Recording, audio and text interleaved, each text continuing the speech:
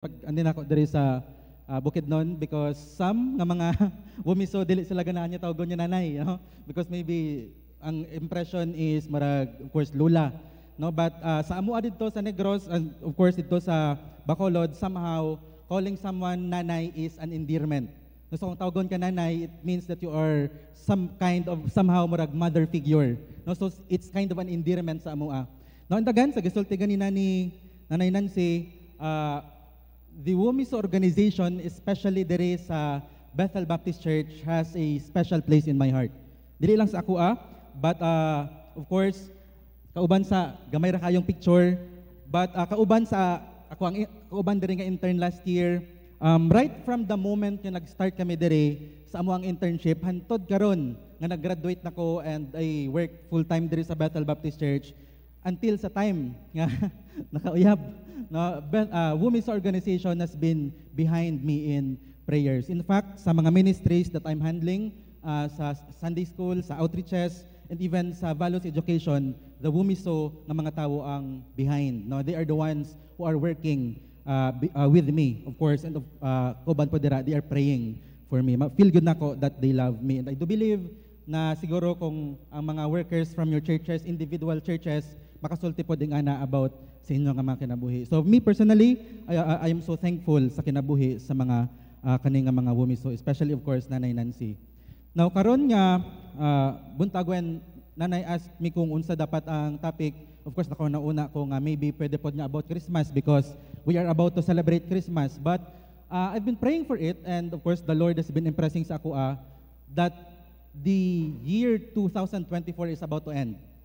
And we are about to face a new year, and hinaot pa that as we face this new year, we will set priorities sa atuang mga kinabuhi. I belong to a generation nga of course gaming, no, games, makarelate ko sa games sa mga older ones, makarelate po ko sa games sa mga bag-o nga mga generation, and somehow nakita nako that even though kung gatry ka nga magtuon sila nga mga dula, no, they are very specific on their objectives. Unsang ilahang goal. Okay? They are also very specific sa kung unsa ang imuhang role. Even to the point, if dili nimo i-fulfill or if dili nimo buhaton ng imuhang role, of course, you would lose.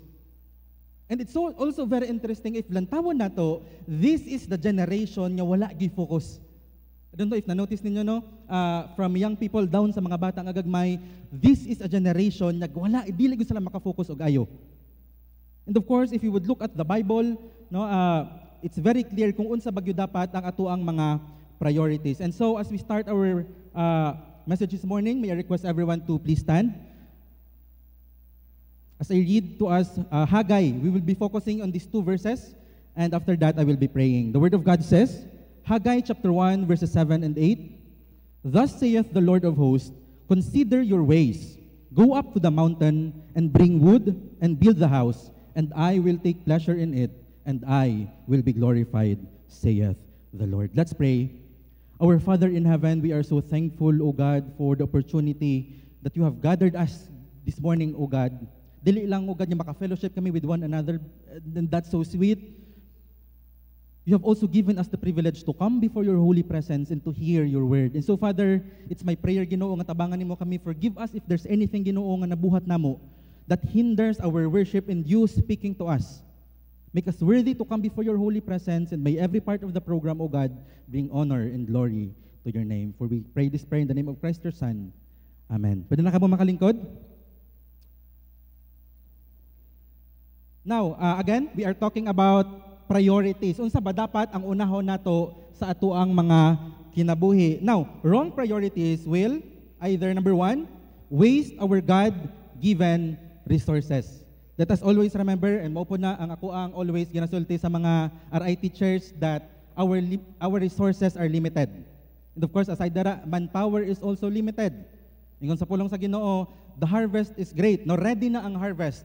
And of course, kapangita ang Ginoo someone who will go and share the gospel. But the point here this morning is that if we have wrong priorities sa ato ang mga kinabuhi, of course, makita nato that we will waste our God-given resources. And you know, if lantawon nato sa Bible, dako kaayo ang importance nga iyang ginahatag when it comes to accountability. No, everything gasulod sa church, whether it be from the people, whether it be from asa man nagikan nga mga funds or materials nga atong gagamiton, it's all from the Lord. And if we have wrong priorities in life, it also appeal na dira that we are just wasting our resources. You know, we are bringing down katong mga nag-effort gyud og hatag in the church, or whether it be sa organization. We will waste our God-given resources. That's why it's very important yun that we have a wrong priority, correct nga priority. Secondly, makita po nato that if we have wrong priorities, then we have no clear or objective goals. Nung saan gusto ipasabot, ana? If we don't have like priorities yun, whether it be sa church, whether it be sa organization, yung people man na, wumiso, bisan unsa pa ng organization inside the church or outside the church, makita nato diri no that we will have no clear goals or mga objective nga goals sa ato ang mga kinabuhi. And you know, ang matabo ana is that everything is priority. And eventually, ang matabo is all of us will have ineffectiveness. We will experience ineffectiveness and frustrations. You know, nganong daghan kaayog mga companies, whether it be sa business or organizations, nganong wala sila gadugay? Of course, number one, because wala sila mission and vision. That's why sa church is very important that of course, the leaders and of course the people inside the church should know kung unsa bagyod ang ato ang mission and vision. Because if you don't have a clear mission and vision, then everything would be priority. Sometimes it's very important po sa ato ang mga Kristohanon to learn the art of saying no. Dili tanan priority. You have to choose something and you have to, of course, no, you would consider kung unsa bagod ang very important. You say no sa mga makita mo nga pwede ra ba niya dili ka magtabang dira, and you say yes sa kung unsa bagyod ang ato ang priority. And of course, when we talk about wasting our God-given resources and all the effects or consequences of wrong priorities, makita nato, and of course, very important, that we only have one life. Not only is ang ato ang resources running out, no, praise God, if sa inyong church, abunda kaayo when it comes to resources, but we need to always remember that it will eventually run out. And we only have one life. And someday, kung mag-atbang ta sa Ginoo, and they will ask us, unsa nga mga priorities ang imuhang giuna. That's why, usa ka preacher nag-ingon, our greatest fear should not be of failure, but of succeeding at things in life that don't really matter. Succeeding at things in life that don't really matter. You know, you can be very successful sa usa ka aspect sa imuhang ministries, but you can fail sa kung unsa bagyod ang gisugo or kabubuton sa Ginoo for your life. And that's why, as we face 2025, it's very crucial, very important that we set the right priorities in order nga someday makadungog kita sa Ginoo that He will say, "Well done, thou good and faithful servant." Now, before we dive sa book of Haggai, isa ka very important aspect sa pagtuon nato diri sa pulong sa Ginoo is ang temple. No? Whether it be sa political nga aspect or religious nga aspect, the temple for the ancient Israel at least is very important. That's why hantod karon they are still worshiping on the Wailing Wall. If you are familiar, dira sila gasimba, dira sila ga-pray, because again, temple worship is very important sa ilaha. Temple nga building is very important sa ilaha. Now that's why katong if you would go sa Exodus, isa sa mga gi-prioritize sa Ginoo sa ilaha or gisugo sa Ginoo sa ilaha is to build a sanctuary for me. Of course, the Lord doesn't need a temple, no? But again, later on, sa tuwang pagpadayon sa pagtuon sa pulong sa Ginoo, mas masabtan nato nganong important siya. But again, it's very important yun kayo sa ilaha. Now, who is Haggai? Haggai is one of the 12 minor prophets in the Torah or sa Old Testament. And he lived in Israel around 539 BCE. He's considered as one of the post-exilic nga mga prophets. No? He is one of those nga nagbalik after Israel was taken captive. And of course, makita nato together with Nehemiah, Ezra, and of course Haggai and Zechariah, they are contemporaries. No? And one of the things nga gusto gyud, again, it's very important, temple building is very important, But ang problem was this, even though they knew nga importante kaayo ang pag-build sa temple, yet makita nato that they are prioritizing other things. No, they, instead of, because they already know, no? Can you imagine, no? Haggai, I think, Zechariah, antod sa kay Malakay is they are one of the last prophets. That's why, katong nag-abot si John the Baptist, it's very important as we talk about the context of Christmas. Because for 400 plus years, the Lord has been silent. But again, side track na ta, but ang focus dere is that they haven't really prioritized the temple. Of course, temple signifies worship.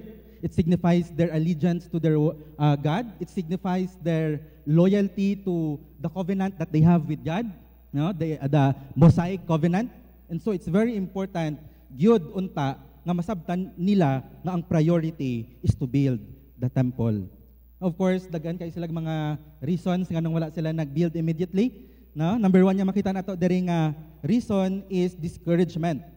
Because again, if you would look at ang story ni Nehemiah and ni Ezra, ingon sa pulong sa Ginoo, chapter 4, verses 4 and 5, then the local residents tried to discourage and frighten the people of Judah to keep them from their work. Now, somehow, makaingon ta nga murag valid kayo siya nga reason na discourage sila, so therefore, dili lang sa mi pastor magbuhat sa temple. Because again, we are feeling discouraged. So somehow, we can all relate, no? Nga, dili na ko pastor magtabang sa ministry, kaya na-discourage ko. Discourage ko sa ako ang kauban sa Wumiso. Discourage ko, pastor, sa isa ka member sa church. Kung makita na ko, pastor, murag wala nagkugana nga magsimba. No, wala nagkugana, pastor, nga magtabang sa mga ministries. But again, ingon diri sa pulong sa Ginoo, this is not enough reason aron nga dili nila pag-i-prioritize ang temple. No? Ang pinaka number one good nga reason why they have to prioritize the temple, because again, it's all about the glory of God. No, later on, makita nato na kung unsa ang gusto nako ipasabot diri. Second nga reason nga makita nato kaning mga spiritually sounding excuses. Ingon dira, in the second year of Darius the king, in the 6th month, on the first day of the month, the word of the Lord came by the hand of Haggai, the prophet, to Zerubbabel, the son of Shealtiel, governor of Judah, and to Joshua, the son of Jehozadak, the high priest. Thus says the Lord of hosts, these people say the time has not yet come. Isa siguro sa pinaka nato nga murag, we are playing God. Sometimes we also have the tendency to do the same thing. Ay, dili pa man na siguro time, pastor. Even though we have enough resources, the time is right, we have people nga pwede na magtabang, and yet we are still somehow hesitating to do something for the Lord. Daghan kaayo gud sila excuses. And of course, later on, if mag-continue pa gyud ka sa pag-read sa mga verses dira, nag-abot pa gyud sa point nga murag i-blame nila ang Ginoo. Ingon dira nga, the land is still desolate, kay bago pa lang ta nagbalik sa Israel, and of course, if you know, mag-study ka history, isa sa way sa mga Babylonian nga mag-torture sila, tanan nga maagian dira nila nga mga tanom, cattle, mga mananap, everything will die. And so makita nato diri that the land is still desolate. Maybe makaingon ta nga the land is not fertile enough, or wala sila nakatanom enough, or wala sila enough nga resources because the land is still desolate. And of course, mag-ingon po sila nga, the Lord is not blessing us. Food is being withheld, ang mga tanom, ang mga crops is being withheld, and gaingon sila nga murag ipasagdan naman ta sa Ginoo. And somehow makaingon sila nga, it's as if God is not blessing us. And so therefore, dapat dili sa ta mag-build sa temple. But the truth of the matter is opposite ang natabo. They are not being blessed because they are not prioritizing the things of God. So it's very crucial gyud nga masabtan nato as we continue sa pagtuon diri. Now, kaning mga wood is also very important because if mag-read ka dira sa verse 8, go up to the hills and bring wood and build the house. It could be the cedar trees. Na makita na siya usually sa Lebanon. And if you would look at the trees, dagko kaayo gyud. And aside from that, it would take effort sa pagdala pabalik sa Israel. It's also very costly. No? That's why if you can remember, katong kay Nehemiah, it took, or God used the king to provide for all their needs. Aron niya malay down ang foundation sa temple. So it's again, no, it's very important, it's very costly, it would take much effort. But then again, as we look at the things nga unsa bagyo dapat ang ilang i-prioritize, we will again, sulti na ko ganina, we will be focusing on verse 8. The Word of God says, "Go up to the hills and bring wood and build the house, that I may take pleasure in it." So number one, yung makita nato as we choose kung unsa ang ato ang i-prioritize in our lives. Now again, the year is about to end and we are about to face another adventure. We are about to face another na pod nga time. The first thing that we need to consider nga i-prioritize nato is God's pleasure. Ingon yan nila, it doesn't matter if bisan kinsang imuhang ma-please if you displease God. And it doesn't matter kung kinsang imuhang kung kinsang imuhang ma-please if ma-displease nimo ang Ginoo. The most important thing sa ato ang kinabuhi is to please God. Okay? I will not dive down to specifics, but the thing din nga makita nato is that they are to prioritize supposedly ang pleasure sa Ginoo. Thus saith the Lord of hosts, "Consider your ways, go up to the mountain." Now again, it could be Lebanon, no, nga medyo layo sa ilaha, and it would take them time. But we need to always remember po that this is the thing that is pleasing to God. So bisan unsa pa nakalisod, they have to obey. Because number one, God is pleased in our obedience. Now think about unsa or asa nga area sa imuhang kinabuhi is the Lord saying, obey ka sa ako I know nga siguro kung pasultion ka mo, mas daghan mo experience nga may sulti sa ako No, mas daghan maisulti nga experience si Nanay Leonor, si Nanay Nancy sa ako because again, I'm just starting in the ministry. But again, wrong priorities, wala siya labot bisan pila pang imong edad. Or bisan unsa nakakadugay inside the church. We can always fall as a victim sa kana nga trap. And it's very important that we ask ourselves, Lord, asa ba nga area sa ako ang kinabuhi are you requiring obedience? Now in their case, as we look at sa ilang mga kinabuhi diri sa Israel during the time, the thing that God is asking for them is to prioritize the temple. Finish the temple. The foundation has been laid. Materials is waiting. Now go and do your part. Sometimes again, the Lord is telling us something to obey. That's why when the Lord Jesus Christ, ingon din sa pulong sa Ginoo, so Jesus said to them, "When you have lifted up the Son of Man, then you will know that I am He, and that I do nothing of my own authority, but speak just as the Father taught me, and He who sent me is with me. He has not left me alone, for I always do the things that are pleasing to Him." Of course, if we are called to Christ-likeness, if we are called to follow the Lord Jesus Christ, then the thing nga need nato i-change ato ang kinabuhi is to always prioritizing na ma-please na ato ang Ginoo more than anyone else. The pleasure of God in our obedience. And of course, when the Lord was about to die, "Father, if you are willing, remove this cup from me. Nevertheless, not my will, but yours be done." No, the Lord could have chosen, dili lang Lord, dili lang sa amahan.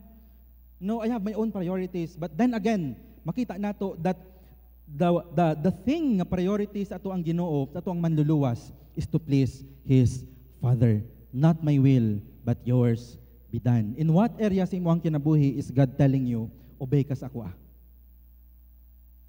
The Apostle Paul also said, "For am I now seeking the approval of man or of God? Or am I trying to please man? If I were still trying to please man, I would not be a servant of Christ." So again, when we would look at, when we look sa kaning ilang mga kinabuhi, the priority of the Apostle Paul and our Lord and Savior is to please God sa ilang kinabuhi. Paul would also continue, ingon dira, "Share in good suffering as a good soldier of Christ Jesus. No soldier gets entangled in civilian pursuits, since his aim is to please the one who enlisted him." Wala kayo nakita, soldier nga lahi ang priority.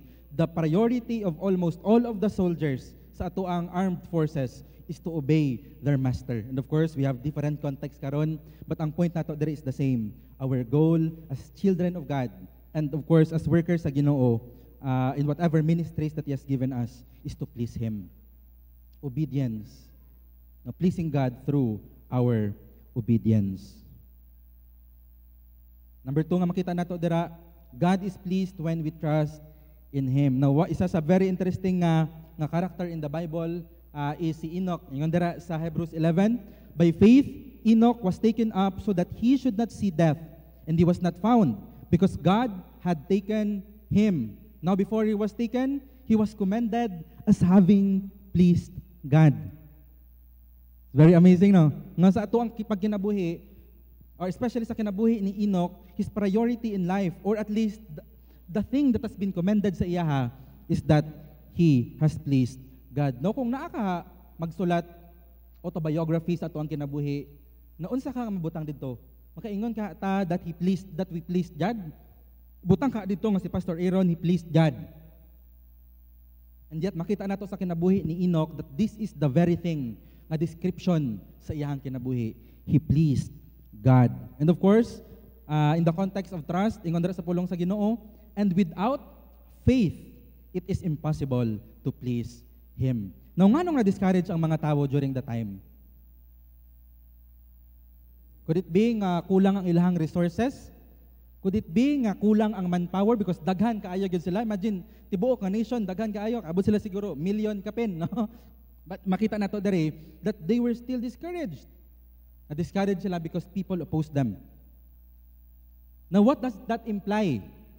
It implies that they have lost their trust in God.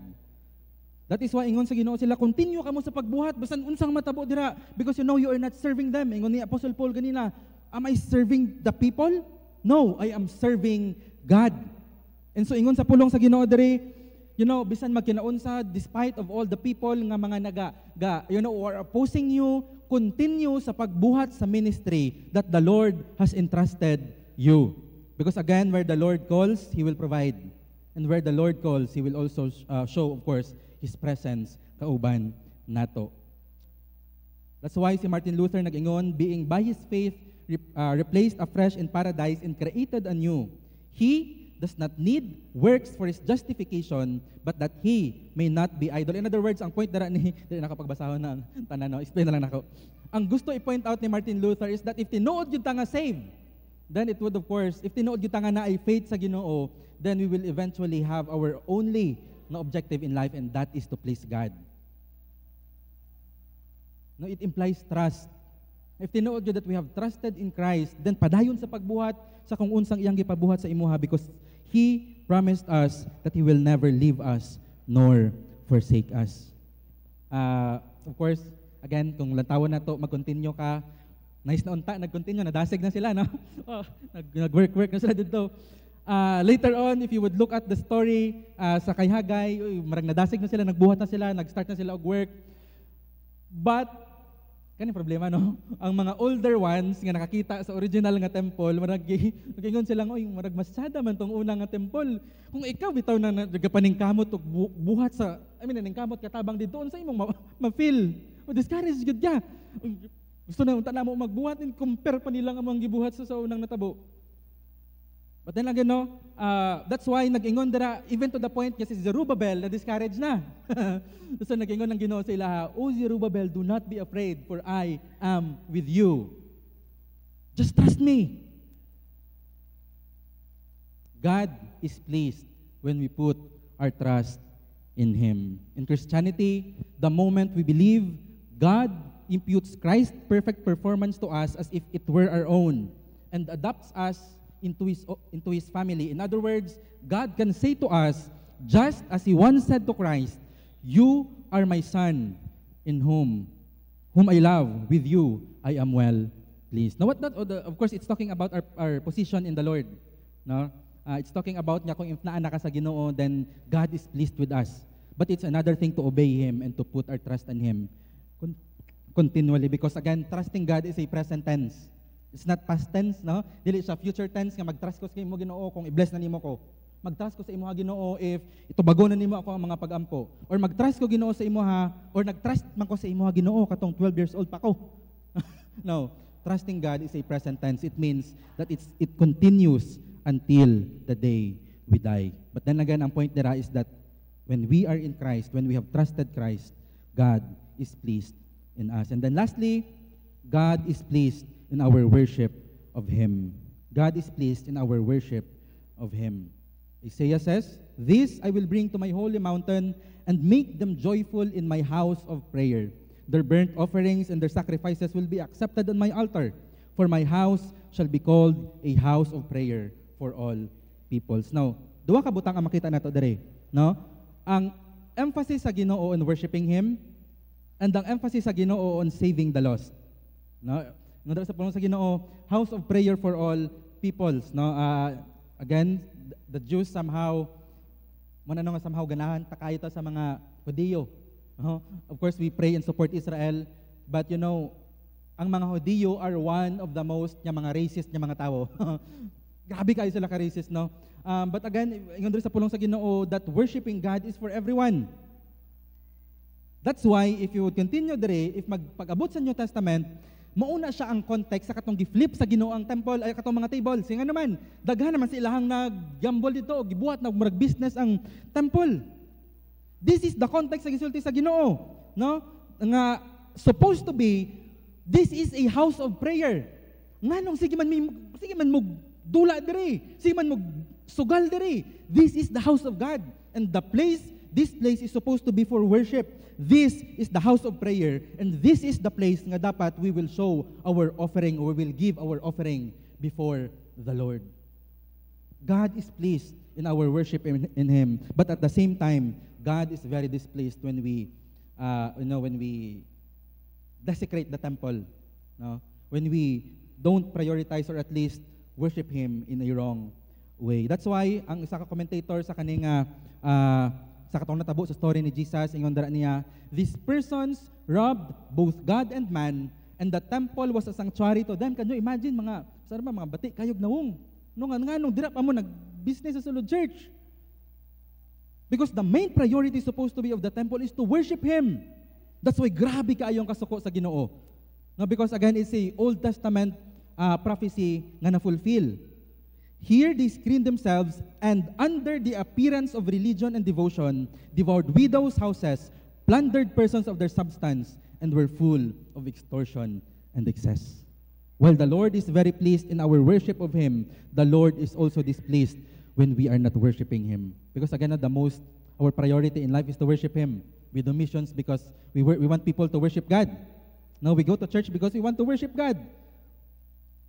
But if we are doing the opposite thing, then that's also the worst disobedience nga mabuhat nato sa Ginoo. So number 1 nga makita nato ganina, our priority in life should be God's pleasure or pleasing God.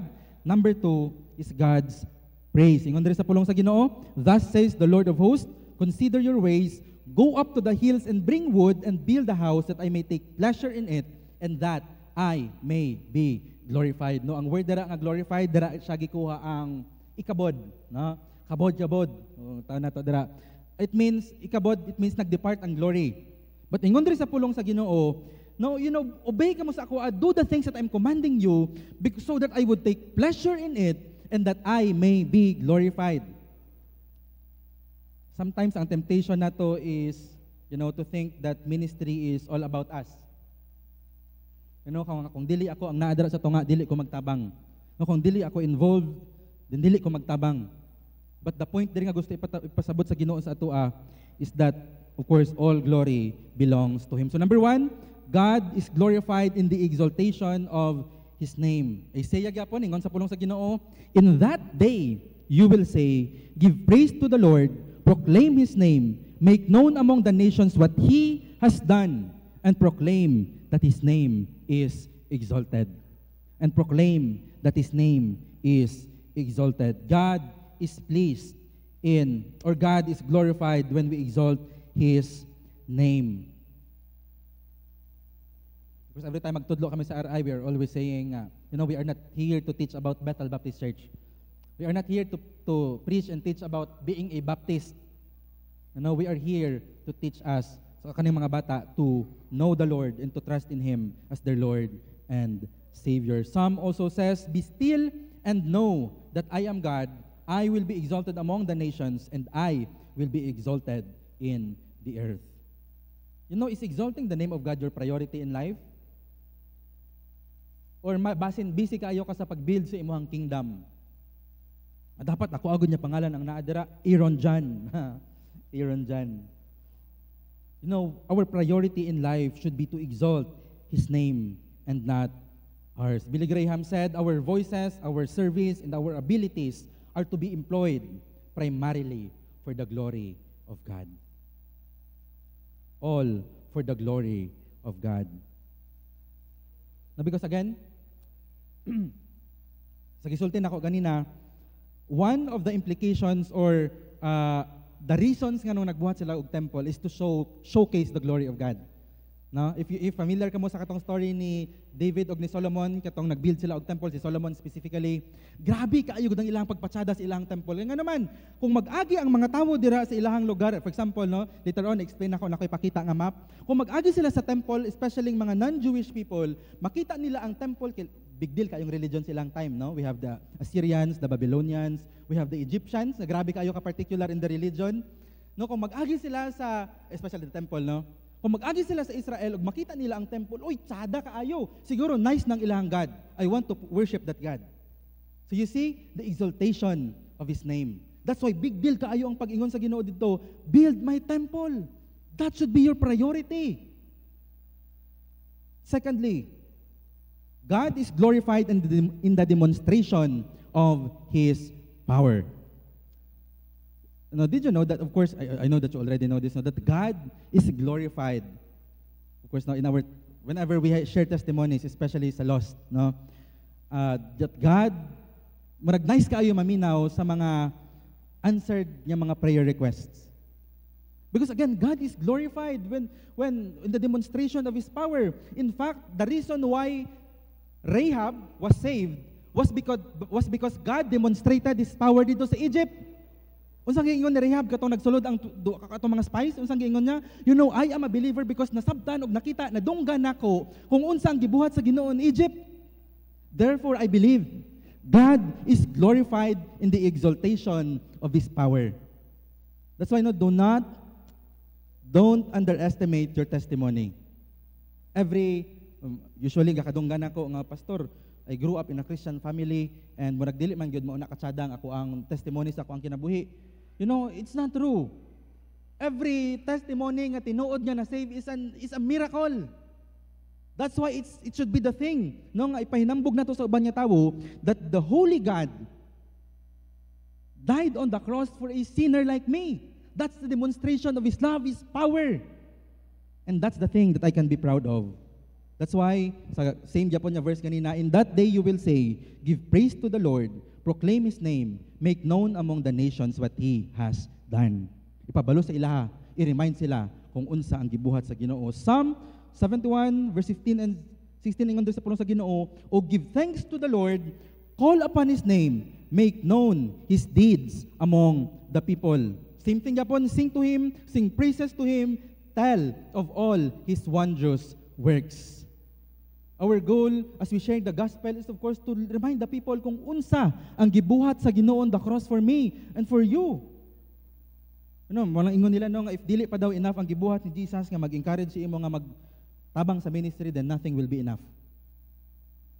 Nabisan ang pagtabang sa ministry ang pinakadako og sweldo, you know, it won't satisfy you because dili pa to enough ang gibuhat ni Jesus for you. That's why Chuck Swindoll again said, ask yourself, who's getting the glory in this ministry? For you see, if we do ministry our way, it won't be for His glory because our ways are not His ways. You know, our priority in life is to glorify God. Now, this is the last point. Try to ask yourself, you know, in what area, si mong kinabuhi makaingon ka, you know, maybe God is really speaking to me that I need to change my ways. I need to change these certain aspects ako ang kinabuhi because I want to give all the glory to Him. And then lastly, God is glorified in the salvation of the lost. Now, mo nang gisulti na ko ganina, nga every time nga moagi ang mga tawo sa temple, the only thing nga makita nila, that, you know, the thing nga makapabilib gyud sa ilaha, is if tsada kaayo ang temple. Now, look at this, kanay sa mapa. Di naman siguro ba? if makita ninyong naay rectangle dira sa tunga, that's Israel. Okay? Dira ang Jerusalem, dol dira, no? In that area. And kung lantawon nimo sa ubos, that's Egypt. And sa taas is ang Babylon. Now, if mag-study ka sa history, makita mo nga big deal kaayo sa ilaha ang rivers, no? Kay kung dool ka sa river, then dagan ka mabuhat nga mga nga mga semento, and you can build walls. So therefore na kay security. O if dool ka sa river, then sa imong tanom, disrupt man sila. No? So big deal kaayo na sila ha. So economically wise, politically wise, and of course, makita po nato no, sa security nila, big deal na siya kaayo. That's why Egypt and Babylon, Assyria and Persia are one of the biggest empires. Sila na ang upat ang sige puli-puli no, nga mag-captive sa Israel. Kaya mga bigatin lagi nga mga empire. Now, if the business people from Persia, Babylonia, and Assyria, muadto sila sa Egypt aron niya mag-business, mag-trade dito, asa sila moagi? Of course, they would go through Israel. And if ang people from Egypt would also go sa pikas nga side, aron niya mag-business pod, asa sila moagi? They would go to Israel. That's why makita na to ang wisdom sa Ginoo that He placed Israel in the middle. Aron niya, every time nga moagi ang mga business traders and even people who would go to different places, makita nila ang temple. And makaingon sila, I want to worship that God. I want to trust that God. I want to serve Him. That's why big deal kaayo ang temple sa ilahang time. God is very concerned in the salvation of the lost. That's why 1 Timothy nagingon dira, first of all then, I urge the supplications, prayers, intercessions, and thanksgivings be made for all people. This is good, and it is pleasing in the sight of God our Savior, who desires all people to be saved and to come to the knowledge of truth. God's desire right from the start is that people would know Him, that people would love Him, that people would, of course, trust in Him as their Lord and Savior. Now, let me just close with this, no? Try to ask yourself karon now, unsa ang imong mga priorities sa imong mind karon? And try to ask yourself dire, are the things you're living for worth Christ dying for? Try to ask yourself, ang imo habang mga priorities karon, pleasing ba na sa Ginoo? Is it glorifying sa Ginoo? Will it bring Him praise? And if not, then let's try to recalibrate. Try to focus kung unsa ba gyud dapat ang ato ang i-focus. And again, let's make close na lang, no? Sa kaning story. I know you are very familiar with this story nga naay klase, no? Nga giingnan niya ang iyang mga students, try mo butangan og mga bato ang jar, and then butangan nimo, you try to make i-fit nimo tanan niya na adre. Okay, try nila gi-fit nila tanan, wala gud nila na fit no tanan ang jars, ang sand. Now sa katong turn na sa teachers, ang teacher ang gibuhat niya, giuna niya ang mga dagko nga bato. Butang na didto, and then gibutang niya ang mga little, and then didto niya gibubo ang sand, no? And dito na to makita nga of course ingon sa teacher, unsa ba ang inyong na-learn? So ingon sa mga students nga dapat we need to feel, no? Ato ang priority, unahon nato ang mga bato, and then unahon ang kaning sunod na lang ang mga sand aron niya ma-fit. But ingon sa teacher sa ilaha, that's not the point. Ang point na gusto nako itudlo sa inyo is put the big rocks first, and then everything will follow. Put the big rocks first, and then everything will follow. Unsa ang mga big rocks sa imong kinabuhi? Okay, that's one thing. That's one question. But unsa ang mga big rocks when we look at the Bible? Unsa ang ato ang mga i-prioritize? Above all else, prioritize to please God and prioritize to obey Him, to glorify Him. Because again, the Lord is more concerned in our faithfulness than our fruitfulness. No, God is more concerned in what is here than kung unsang atong buhaton mabuhat para sa iya. And so it's very important to set our priorities straight.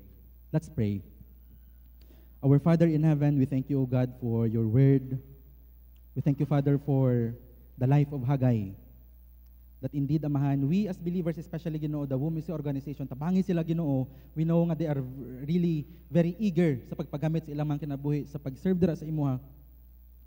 Tabangi kami, Amahan, both as a church, as an organization, and as an individual child of yours. Tabangi kami, O God, to set our priorities straight. So that someday, Ginoo, kung mag-atbang na kami sa imuha, we will hear you say, "Well done, thou good and faithful servant." Bless the remaining part of the program karon nga buntag, for we commit all things to you in Jesus' name. Amen. Salamat jud, og to God be the glory.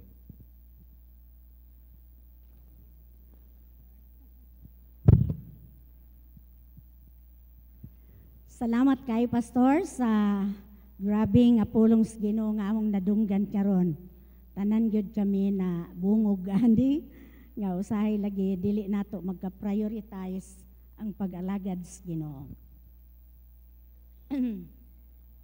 Maghatag kami sa imo Pastor og sinulat dili lang thank you. Dili appreciate of appreciation is given to Pastor Aaron John G. Sagid for being our guest speaker and for blessing the congregation with a powerful and inspirational preaching. Excuse me.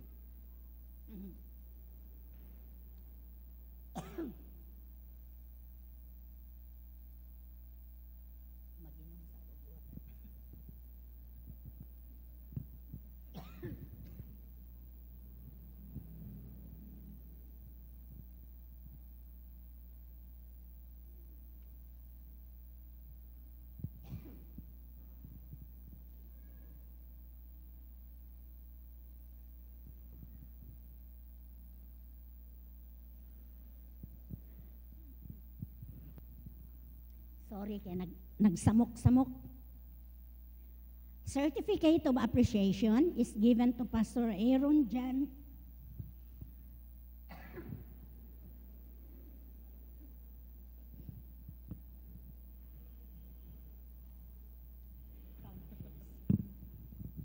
Okay, I'm going to read the citation of this certificate of appreciation given to Pastor Aaron John G. Sagid for being our guest speaker and for blessing the congregation with the powerful and inspirational preaching of the Word of God during our Central Womiso Fellowship with the theme, Setting Our Godly Priorities in Life. Given this 14th day of December 2024, at Bethel Baptist Church, Malaybalay City.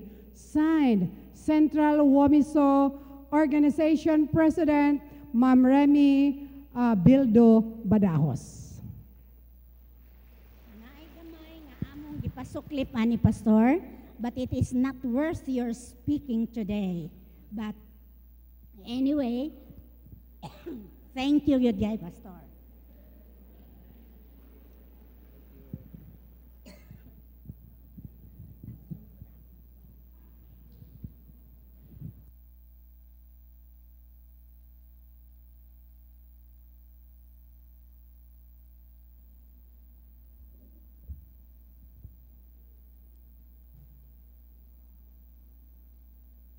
Okay. Thank you kay Pastor.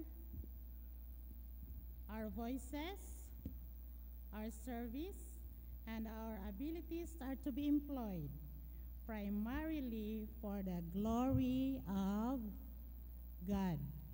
Tanan natong ginapang kapangbuhaton nga i-render para sa Ginoo, para gid sa iyang kahimayaan, diri para sa tao. Pa?